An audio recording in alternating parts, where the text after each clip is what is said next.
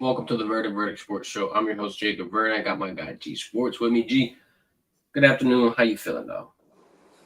Feeling good, man. Got a little wet from the rain, but hey, I ain't melting. Ready to go. Let's get it. Come on, let's get it. Hey, Louisiana weather, bro. Itty lately. Rain, hot as hell. Can't make up its mind. Off and on, off and on. A little bit of shower, a little bit of sunlight. It's like, pick one, dog. Pick a struggle right now. Can't do everything. We're going to be reacting to a couple of topics here, G. We got Texas Tech calling out Brian Kelly. We got the SEC Media Day guest list confirmed. Everybody announces the trio of players that they're going to be bringing alongside their head coach. Angel Reese got to be the cover athlete today. And we got another topic at the end that we're going to wrap it all up with. A little special topic, if you will. Special interest, G. A little bit of a review. We're going to put our guru caps on and talk about CFB 26. What we like, what we don't like. Whole 9 yards. Texas Tech. If you didn't hear about it, this is the gist. Big 12 Media Days are upon us. That's SEC Media Days will be next week.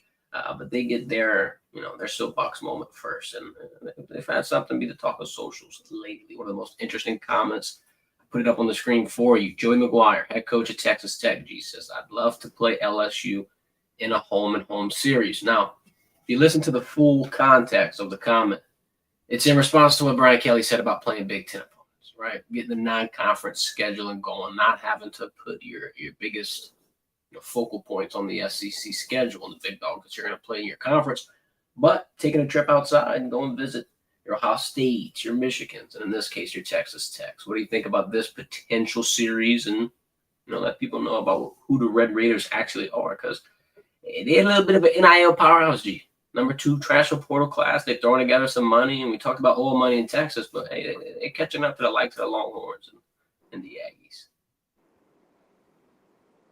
Yeah, for sure. Texas Tech got a lot of money.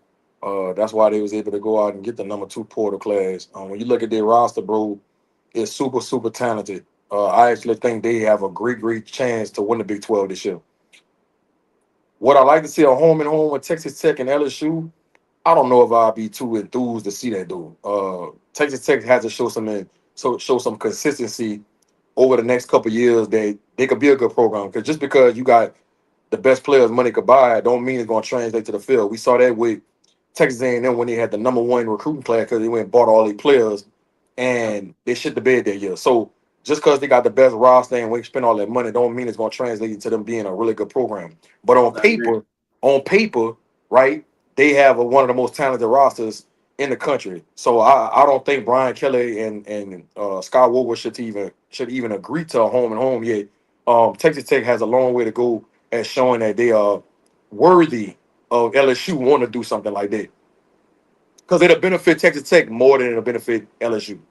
It would. I agree, especially at this point. I mean, it looks like as of right now, um, there's a couple of topics I want to talk about. First, comparing it to A&M, I'm going to compare it to Florida State, too. Because Florida State went out and did the same thing, transfer portal overhaul.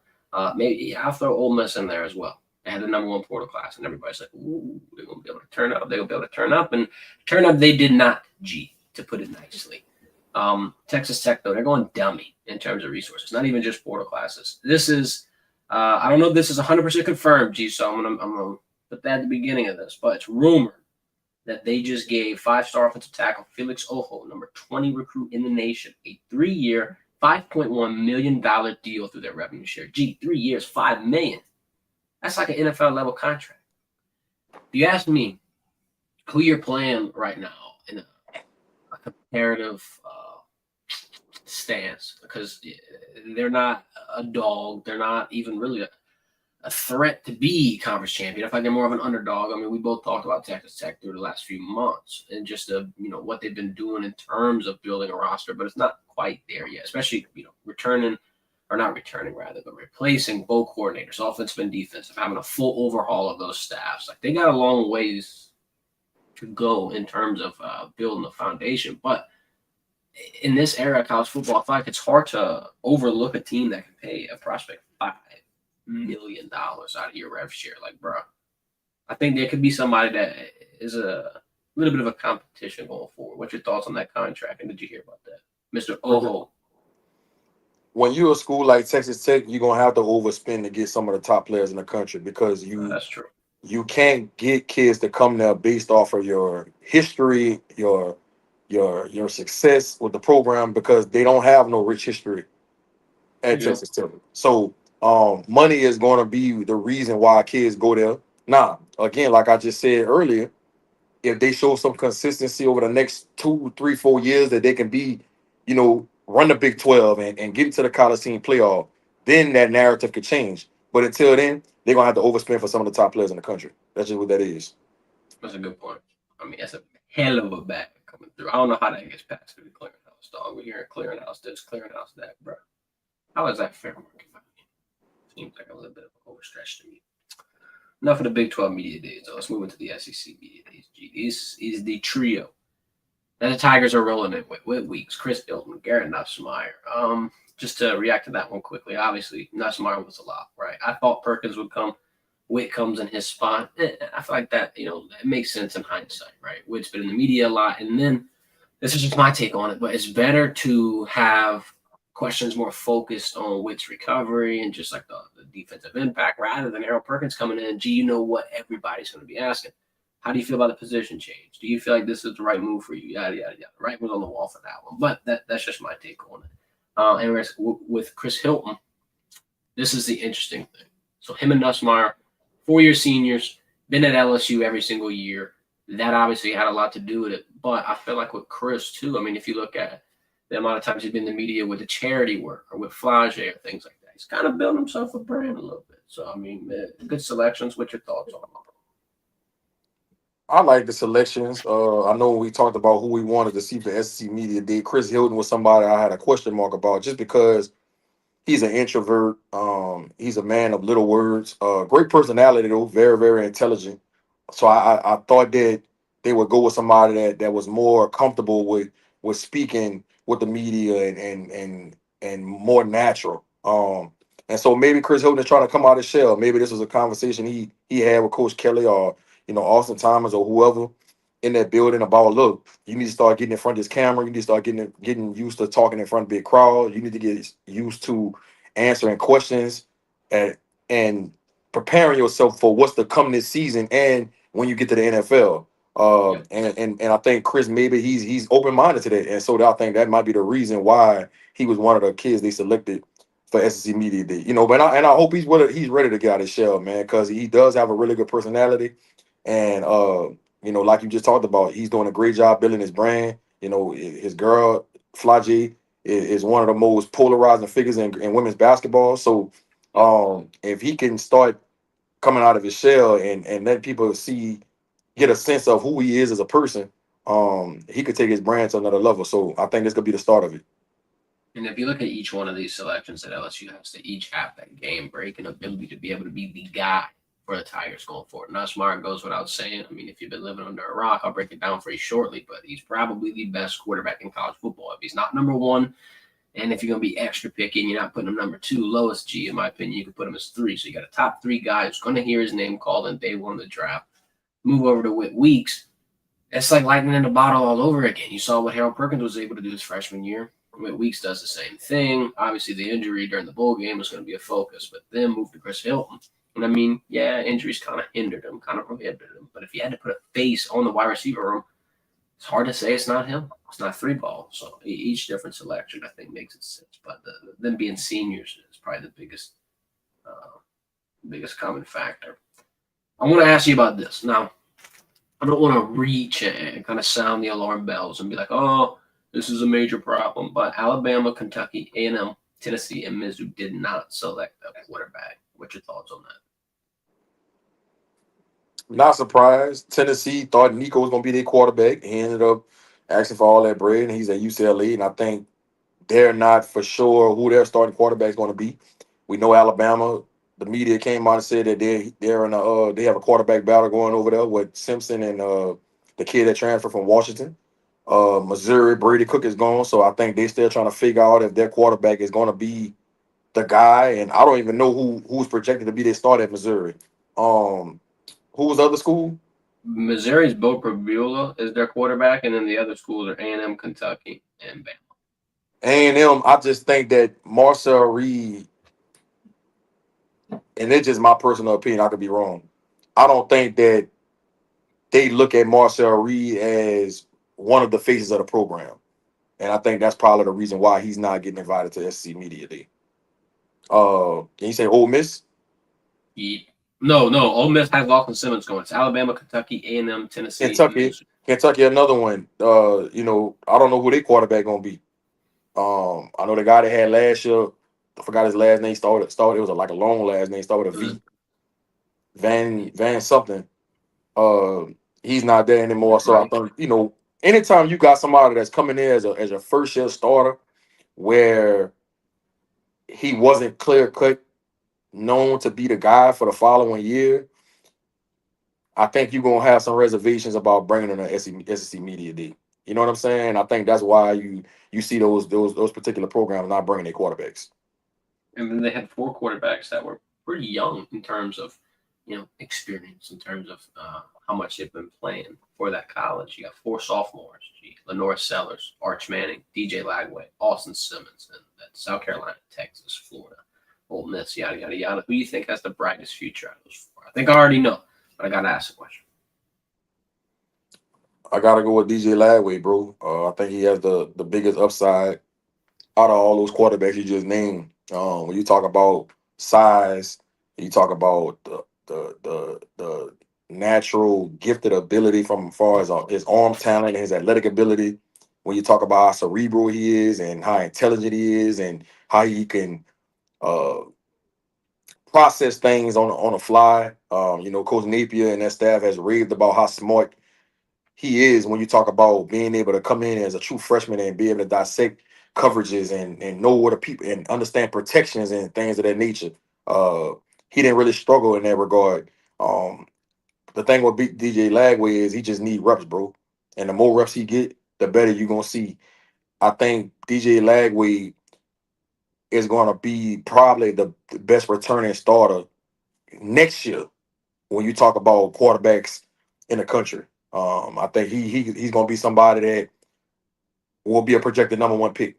I can't wait to see his maturation process this year. And that's not to say that Arch and Lenore Sellers and Austin Simmons won't be good players in college. But I just think DJ Lagway has the biggest upside, bro. I just do. I think he fits the modern day quarterback that what you see in the NFL right now, right? Yep. When you talk about mobility and athleticism, the size, the arm strength, right? How he's so even killed. He doesn't get too high. He doesn't get too low, and he's been like that since high school. And I think that plays a big part in why I feel like he has the biggest upside of the sophomore quarterbacks coming back. What do you think about the fact that Arch Manning's got like a more complete team though with Texas? What are you gonna? What's Yeah, your take on that? yeah, for Yes. sure. Ours definitely has a better complete team around him. And there's more stability over there at Texas. But guess what? The NFL don't give a damn about that. The NFL is looking at how can you bring your talent to my franchise and put us in position to be Super Bowl contenders. And when you think about that from that standpoint, you got to look at DJ Lagway, bro. Of course, he got to have some production. Of course, he got to Yep. possess that he could lead a team and things of that nature. But I don't think Florida has to go out there and be uh contending for a national championship, so to speak, for people to look at him as the best quarterback amongst these sophomores. As long as he shows that he could process information fast, he could read the defense, he could make all the throws, he could be a good decision maker, and he shows some type of leadership qualities. I think, like I say, he's gonna be the number 1 pick in the following draft when he's draft eligible. So that's just my thought process on it. I think Arch and Austin and Lawrence Severus, you know, I can see all of them being potential first round picks too. When you talk Yep. about who's gonna be the best amongst this group, man, DJ Lagway blow me away, bro. I like Lagway. I like Sellers. I'm putting Arch first just because I know that he's gonna have that prime time spotlight. Like they're gonna be competing for an SEC title, a national title. So I feel like that. I'm not gonna use the word bias, but like people lean more towards those late contenders and like the people that are playing the big games. I want to ask you this about Lenoris and DJ. They're both 6'3", both 240, both super mobile. What do you think? Like, I'm not gonna say what's different about those two players, but like, why would you put the stock on Lagway at Florida over Sellers at South Carolina? Is it location? Is it just you think DJ Lagway is the top guy? Like I want to pick your brain on that. Yeah, I think Lenore Sellers is more of a freak of nature and more of a threat to run the ball than Lagway. And that's what you fear when you play against South Carolina. You fear Lenore Sellers running quarterback power and him stiff arming your linebacker or your safety and getting 20, 30 yards and wearing your defense down. I don't think he fears anybody as a passer. Now, he could change my mind when you talk about this upcoming season. But as when you look at him from last year, I don't think he feared anybody. No, I don't think anybody feared him as a thrower of the ball. A lot of his plays came off of RPO. When he got big gains. So when you talk about DJ Lagway, you could go empty. You go run whatever you want for DJ Lagway, and he can make plays, bro.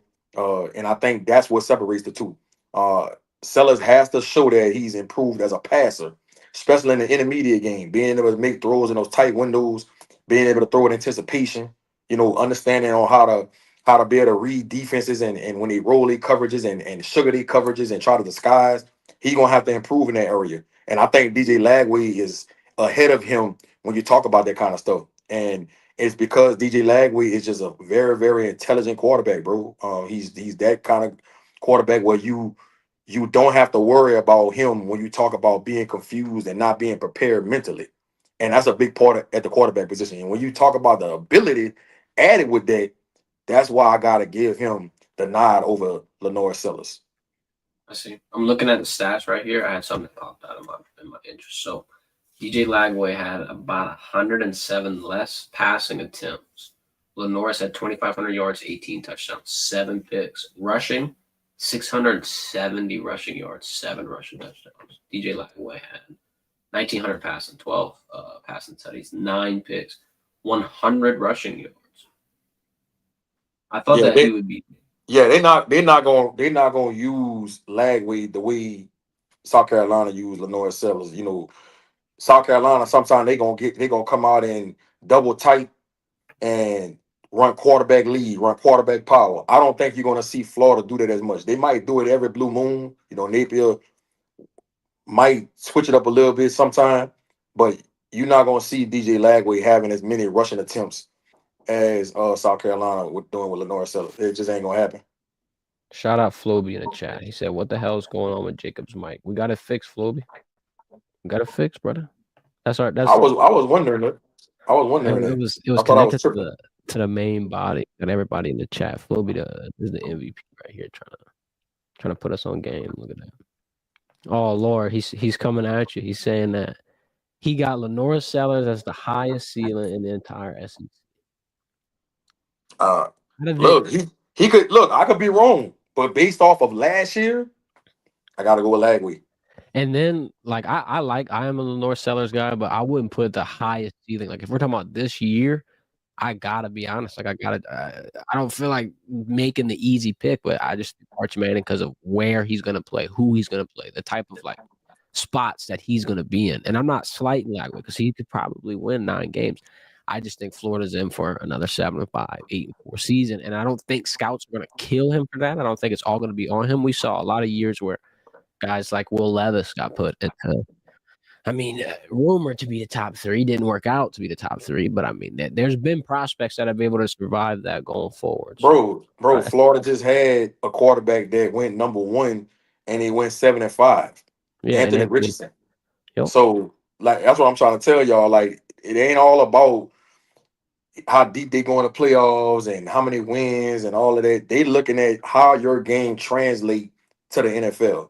And just like I said, in my opinion, when you talk about the modern day quarterback in today's NFL, DJ Lagway fits that mold, bro. He just fits everything that you're looking for. Not to say that Lenore Sellers and Arch Manning and Austin Simmons won't have good careers. I'm not saying that. I'm just talking about what the NFL is looking for. DJ Lagway is prototypical. Yep. I feel you, G. Let's move on. Talk about the 2K. We got CFB on the release. Now we got 2K on the horizons, G.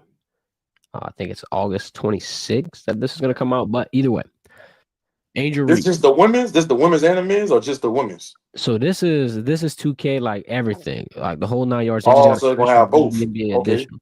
Yeah, they're gonna put the WNBA in it, and you can have 3 different covers. You they're gonna got be fire. They gotta come out with the She-Wolf. college game, bro. The college basketball. The college one, look, that's gonna have me in a bind. I ain't gonna lie to you, because I'm gonna be sitting there. I'm gonna have the dynasty. I'm gonna have the ultimate team. I'm gonna have the damn road to glory. I'm gonna have everything. What's your thoughts on Angel Reese getting the cover? How you feel? Me personally, I like Angel Reese. I love the Bayou Barbie.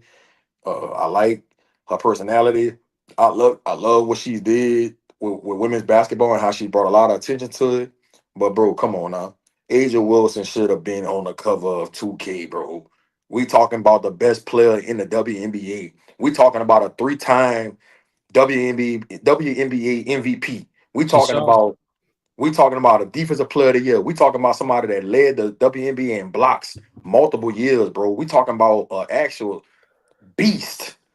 Down low, mid-range jumper, it don't matter. She is the face when you talk about the best player of the league, and she should have been on the cover. And then she has the best signature shoe out. Like, I'm gonna get me some Angel Wilsons, bro. I love them shoes. And I never thought I would wear a women's shoe, but I'm damn sure gonna get me some Angel Wilsons. So, and that's no knock to Angel Reese. Shine. But if you really want to be real, Angel Wilson should have been on the cover of this 2K, bro. Don't tell me nothing about no Caitlin Clark. Caitlin Clark for sure is ascending, and she's on her way to being one of the greats in the league. But we want the best. If you're gonna have the first women's basketball 2K edition, you got to put the best player on there, bro. And that should be Angel Wilson, dog. I'm just sorry. I gotta call a speed a speed.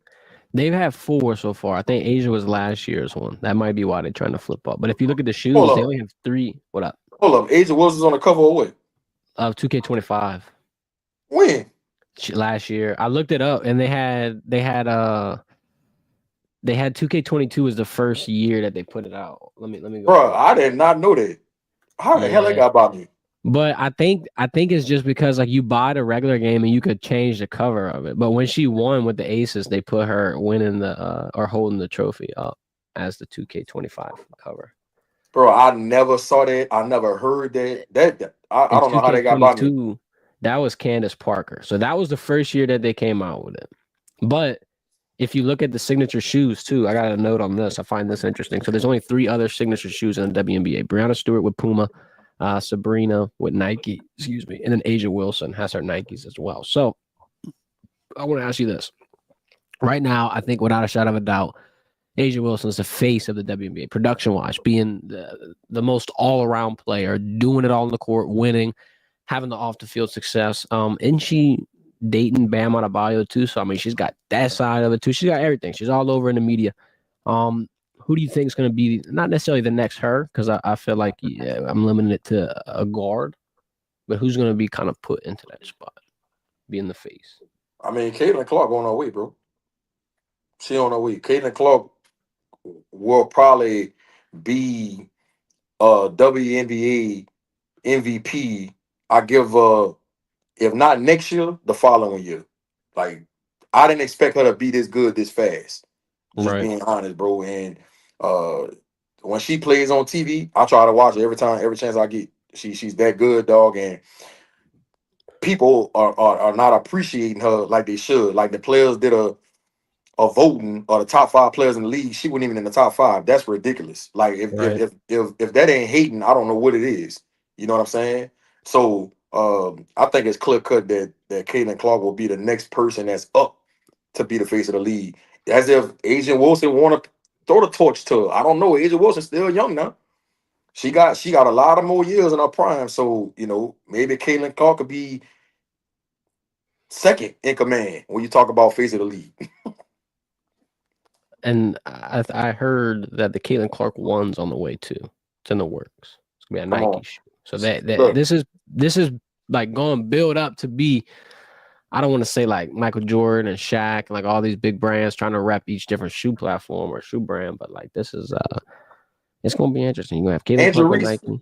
Angel Reese with Reebok, huh? Yeah, she was Shaq and Reebok. Shaq got her. The shoe was terrible. You ain't with the Reebok, the Shaq Gnosis. It ain't even about that it's Reebok because I don't care what brand it is. If a shoe look good, I'm gonna wear it. You know what I'm saying? But I definitely wouldn't rock them. That's I'm happy she got a signature shoe. I'm proud of her, and I wanted to get her bag, but that shoe is horrendous. All right, That shoe is it's horrible. not even in the same stratosphere as the Angel Wilsons, bro. You saw the Angel Wilsons? Nah, I might have to look them up right now. Man, they nice, bro. Put them on the screen. Let the viewers see what I see. They nice, bro. I'm getting me some. I might get some teen shoes for my middle school team. So she got the Nikes, huh? Yeah, All right, I see these pink ones right here. These tough. Let's see if I can pop this up for them. yeah, they nice, bro. Cause this how you know. This how I know when a shoe nice. Wow, really? BK. Wait, not yet, BK. What's that? Wow, really? Wait, hold up, y'all. Y'all ain't supposed to see that yet. This is what we talking about. Back to the business. Back to the business. I don't know who that was, but that wasn't These BK. tough. All right, hold on. We're gonna get to that. These are tough though. These are tough. I like my favorite hoop shoe so far was the Damian Lillard 2. That's weird. Hella throwback. That's what I wore though. I like the grip on the bottom. I mean, I wore Kobe's every now and then, but I didn't have a specific Kobe that I love. This how I know them Angel Wilsons is a nice looking shoe, and I'm a shoe head. So for all you people that's probably watching, like I'm not a guy that just go off of what everybody else is doing. I really pay attention to the shoe, and I'm into that.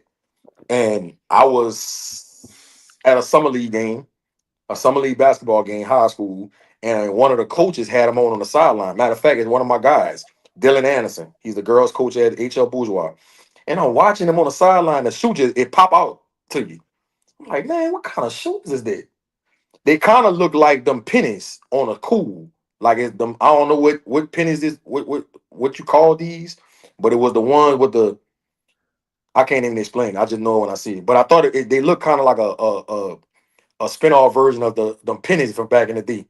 So when I walked up close, I'm looking. I'm like, man, what kind of shoe is that? So when the game was over, I was like, dog, what kind of Nikes is that? He was like, that's the Major Wilsons. And I was like, bro, them things is nice. He was like, yeah, son. Like, I had to get them. He said, I don't give a damn they're a girl shoe. I said, I'm getting them. And then I told my middle school basketball team, I was like, man, would y'all wear some girl shoes? They're like, hell no. So then I showed them the shoe, the Angel Wilson shoe. They was like, oh, I'll wear them. I'm like, that's a girl shoe. They're like, oh, we'll wear them. So I like the shoe, bro. Like I said, I'm gonna give me a couple pair. Coach G getting the drip on. Man, Flo be in here dead. He said, y'all got me crying. What the hell is wrong with Brian Kelly face? Bro, all right, we got it. All right, I'm popping it up. I didn't mean to flash y'all with that out of nowhere. I wanted to put it on Instagram. I saved it for the reaction. I had to get G's reaction to it. So look, we're going to do our college football 26 review, but I'm starting it off with this. I'm playing Road to Glory, dog. I do the whole 9 yards. You bought I it? commit. Yeah, I bought it. I folded. Yeah, I folded, bro. I had to. But so I get on Road to Glory. First off, they got high school in there. I don't know why they never had high school, why they took it out. I mean, they had it back in the day, but when they brought it back in 25, they didn't add high school, which is a crazy flaw. Anyway, they fixed that. I go NG, and I try it for myself, bro. I try the whole NIL experience. I commit to Dabo Sweeney and Clemson G, and then on signing day, throw that thing to the side, man, put the LSU cap on. I get right, dog. But then I have a conversation with coach, and this coach walk in the room. I'm like, dog, bro, who is that? As crying belly, bro. Like that ain't Brian Kelly. What is that? G, react to me, please. What is this? Yeah, you gotta do better. Come on, man. You gotta do better. You're not better right here. You gotta be way, way more clever than this. Bro. Yeah, like I don't expect him to look exactly like Brian Kelly, but god damn, what a gray hair. I don't see no gray hair. The cheekbone structure is horrible. His shoulders is wider than that. They don't sink down. Bro, I don't know who this is. I have no idea. It looked like he had a stroke on the left side of his face. Bro, yeah, it looked like Sean Payton. I don't know. It looked more like him Nah, than bro. Brian Kelly. You know who he looked like? You know who this looked like? This looked like O'Brien. What's his first name? He used to be the OC for the Patriots. And then he was the head coach for Bill O'Brien. That's what that looked like. He looked like Bill O'Brien. This is what the first thing I thought of is this can't be it, bro.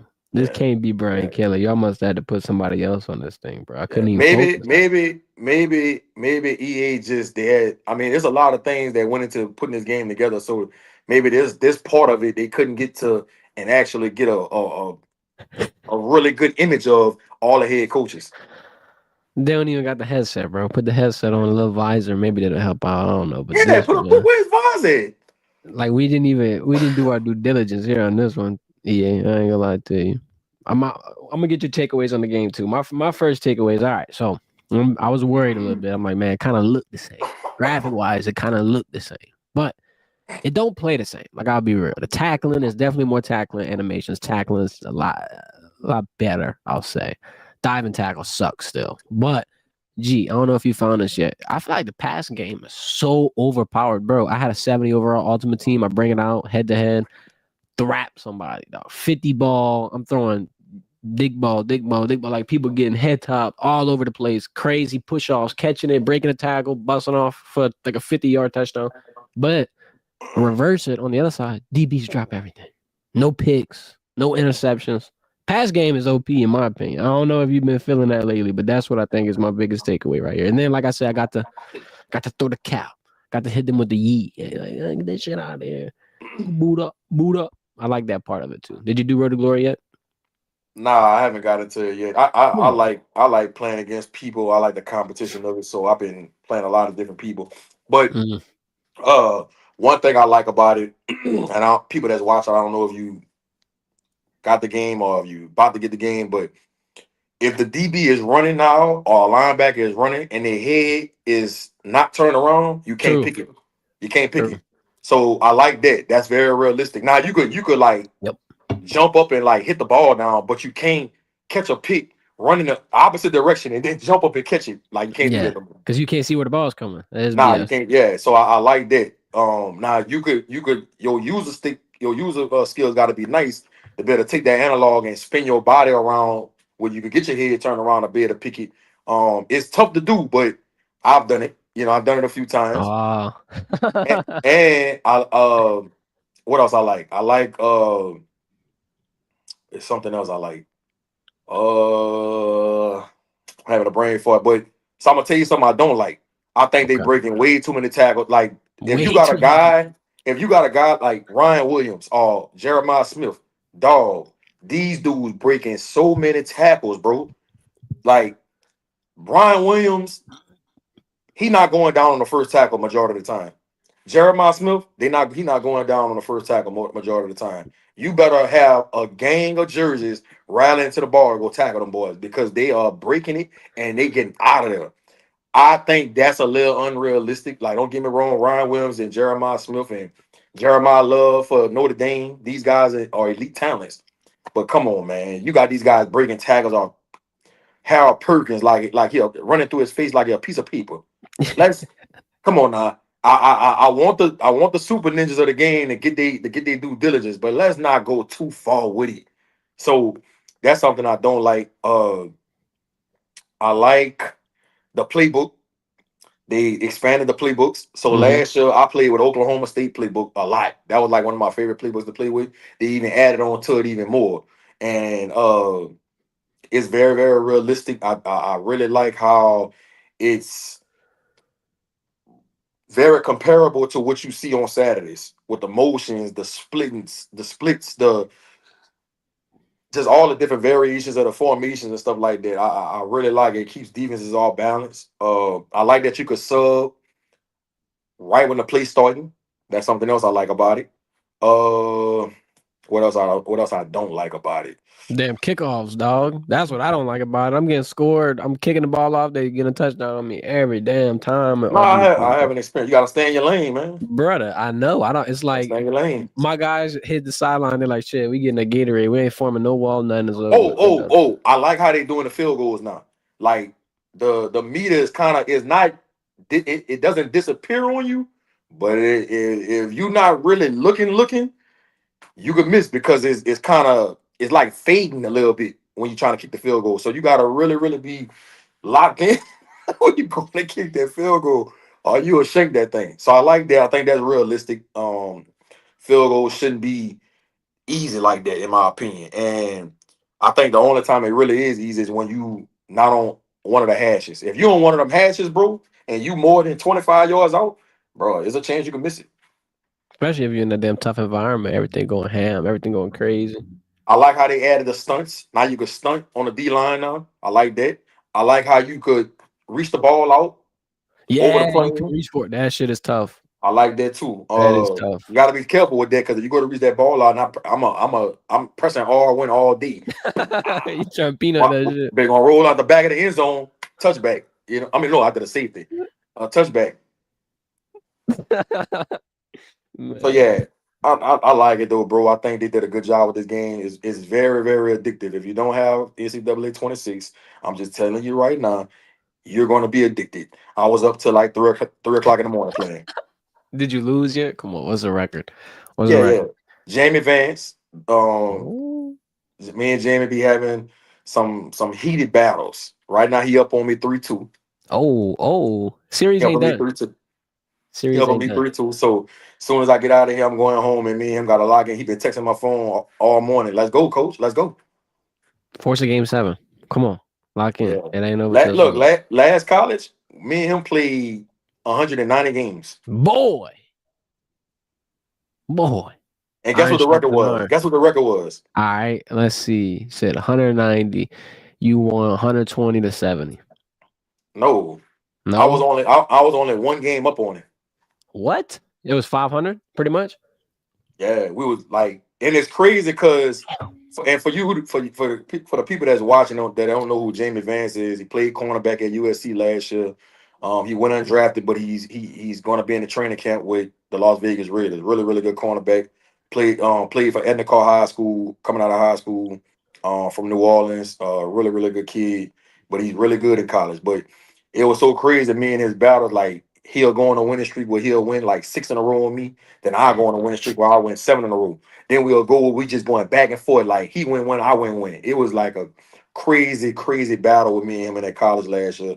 But I ended up, our last game, I ended up winning, and I ended up having a winning record, up one game. So you close the series up when I'm done. New game, we're yeah, taking over till yeah, next. that was the deal. Like once new college come out, we off 25.